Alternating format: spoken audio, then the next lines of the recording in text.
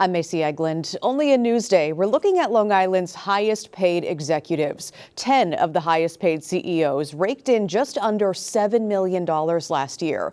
That is 115 times what the median Long Island worker earned, according to a Securities and Exchange Commission analysis.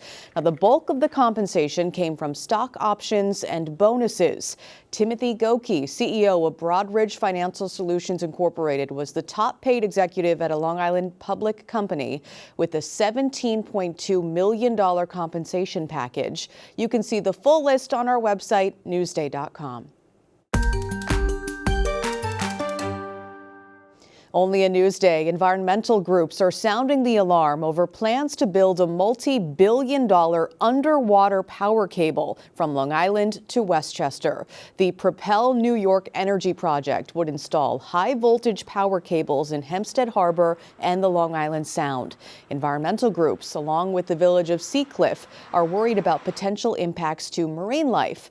Propel's developers call the concerns unwarranted.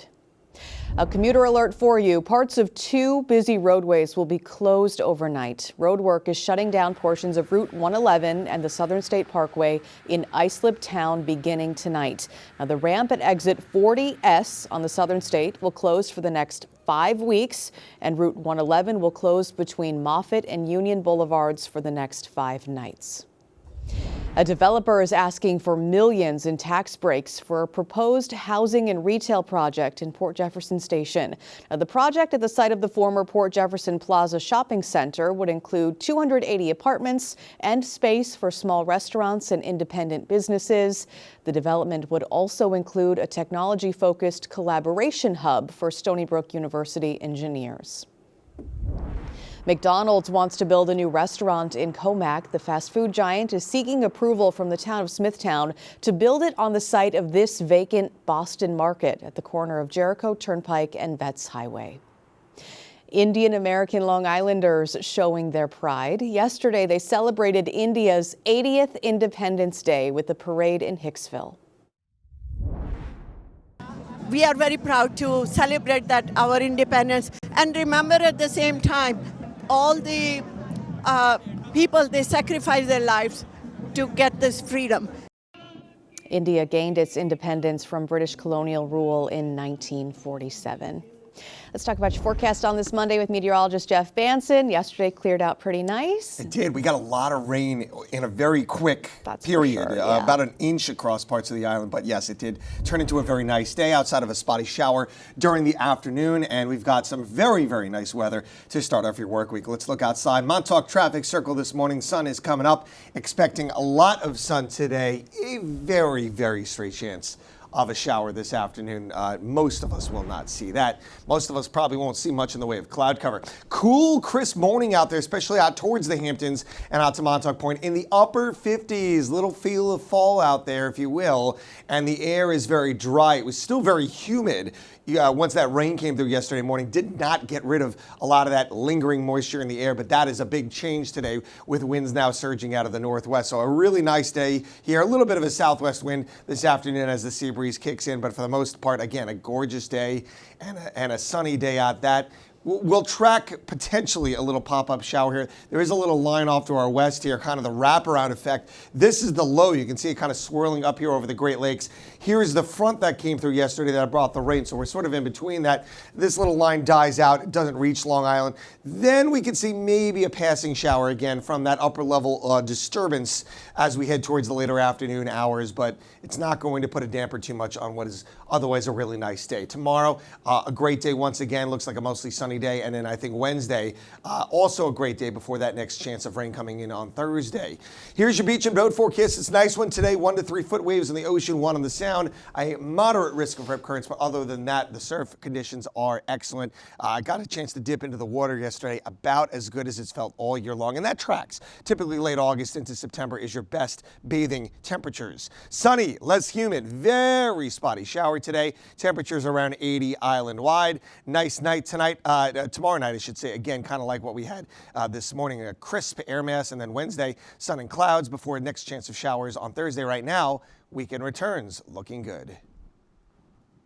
Long Island weather is brought to you by Sun Nation Energy, helping Long Islanders save on their energy bills for over 20 years.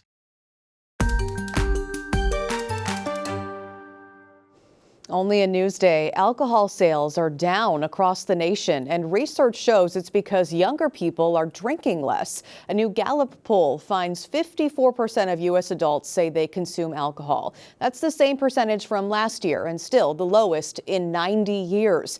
So some local bars and breweries are finding creative ways to bring in new crowds. During the week, on the nights that it's slower, we're doing things like the bonsai, the tree making, and we're doing another thing called Sip and Suck, which is succulent plants, and we do arts and crafts types of stuff, bedazzling, other things. We'll do a cooking class. So we have a lot of different things going on to try to bring people into the brewery and get us noticed.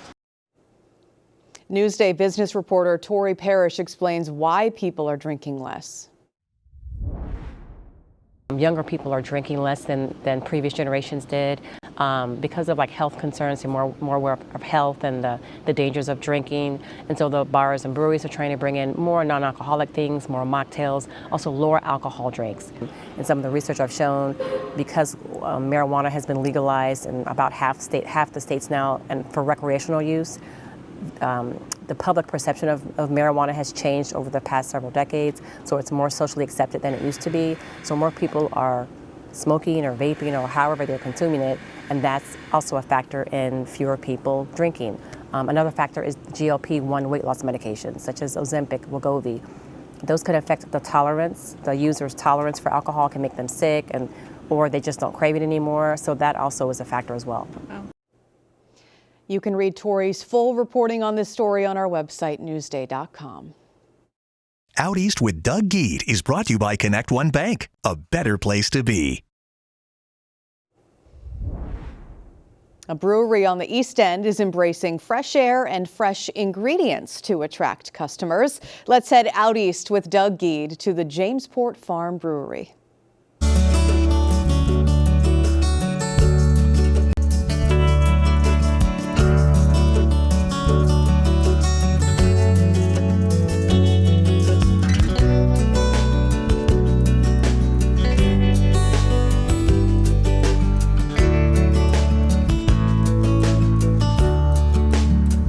So what do you get if you combine a couple of football fields, put up a huge tent with picnic tables, add a few patios, and build a building with steel tanks inside?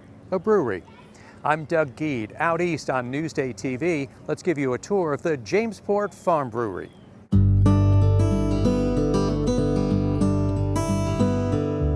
Jamesport Farm Brewery is an amazing property. It's just over 40 acres. And we actually grow our own hops, barley, and sunflower. So it's really farm to pint. The front part of the 40-acre farm is what's open to the public, the brew house and indoor tasting room, plus the sprawling outdoor area. There's a huge tent in the center with picnic tables. There's scattered seating throughout the grounds, as well as a cornhole area. And while they grow hops to use in their beers, other hop vines are used as a kind of curtain for semi-private seating areas that you can rent for 2-hour blocks. They're really cool. They've got some nice shade. We are family friendly here and dog friendly, which is great. We love to be inclusive, but it is nice to have your own little semi-private space. The brewery was recently sold to the new owners, the same family that owns Water Drinker, the family farm in Manorville that also includes the Long Island Farm Brewery. Some beers also travel back and forth between both, but we try to have distinct flagships for each respective location. Here at Jamesport, there's a wide mix of beers, including summer seasonals, such as their blueberry ale. We have started a cider program. We have a peach mango one right now. Coming up is a pumpkin cider as well as a apple cider donut cider. And with the arrival of fall, an extremely busy time on the East End, Jamesport will also be holding a week-long Oktoberfest. So that's going to start September 24th to October 5th. And we have all types of German-styled food, music, Steinholding contests, and of course some German beer to try out as well. In Riverhead for Newsday TV, I'm Doug Geed.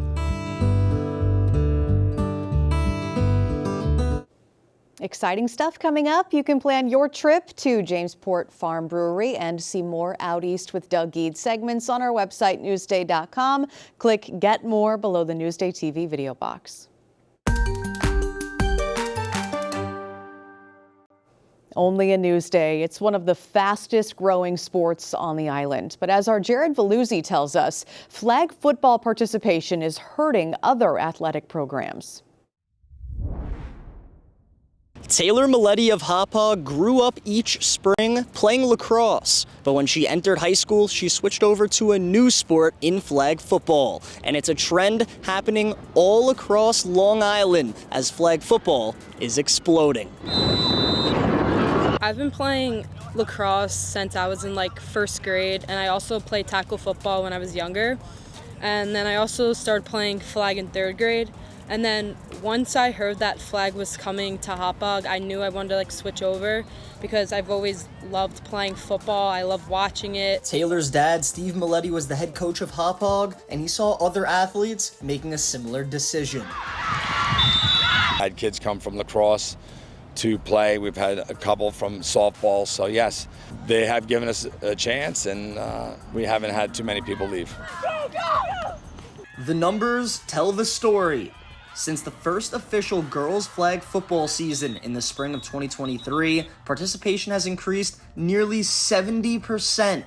Meanwhile, girls lacrosse participation has dropped over 18%, and softball participation has fallen more than 24%. Maletti will go on to play soccer in college, but she was a coach at the Hauppauge Flag Football Summer Camp as she plans to continue impacting the next generation. It means a lot to me, and one day I want to coach flag and coach other sports, so it's just great being out here coaching younger girls and seeing how happy they are when they're playing. From Hauppauge High School, I'm Jared Veluzzi, Newsday TV. You can read more about flag football's popularity on Long Island on Newsday.com. Click Get More below the Newsday TV video box. You can see more on all of the stories you've seen today on Newsday.com and watch us streaming anytime on Local Now, YouTube, and the other streaming services you see right there. I'm Macy Eglund here with meteorologist Jeff Banson. We've got more local news. Jeff has your forecast coming up on Newsday TV, covering Long Island like no one else can.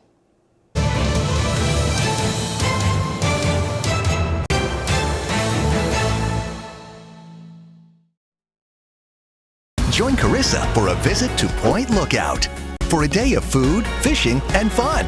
Off we go! Let's go with Carissa Kelman at Newsday.com/lookout. Newsday, covering Long Island like no one else can. Albany is a beehive of activity. Protests outside, rallies on one side of the Capitol. There's a lot of screaming up on the national part, but the things that impact us happen locally. Readers can expect in-depth explainers that really dive into the issues that directly affect Long Islanders. No other television station, no other newspaper is going to focus on the issues that affect Long Islanders as Newsday. If you don't have anybody keeping an eye out for that, you got a problem. Newsday, covering Long Island like no one else can. Catch the latest from Newsday in high school sports when Sarah sounds off. It's the spring season and we're warming up. Boys lacrosse, girls lacrosse, softball, baseball, track and field. Every sport, every game. And be part of the action when I take your questions. So be sure to email me, text me, hit me up on X, Instagram, make a phone call. We're going to have a great time all season long. Sarah sounds off. Tuesdays at Newsday.com/Sarah. There's more to Long Island than you know when you picture this. Join Macy Eglund for a journey through some of the major moments in Long Island's past through the lens of the Newsday archives. Picture This, available now at Newsday.com/Picture This. No one covers the East End like Doug Geed on Newsday TV. A lot of Long Islanders say they prefer fall over summer, but they still want to enjoy the outdoors. Explore the hidden and not so hidden gems of the North and South Fork. This sprawling property on the North Fork has certainly changed over the centuries, but it's been farmed by the same family all those years. On Out East with Doug Geed at Newsday.com/Out East. We bring you the information that helps you make sense of your day. For exclusive Long Island news, Newsday TV. Covering Long Island like no one else can.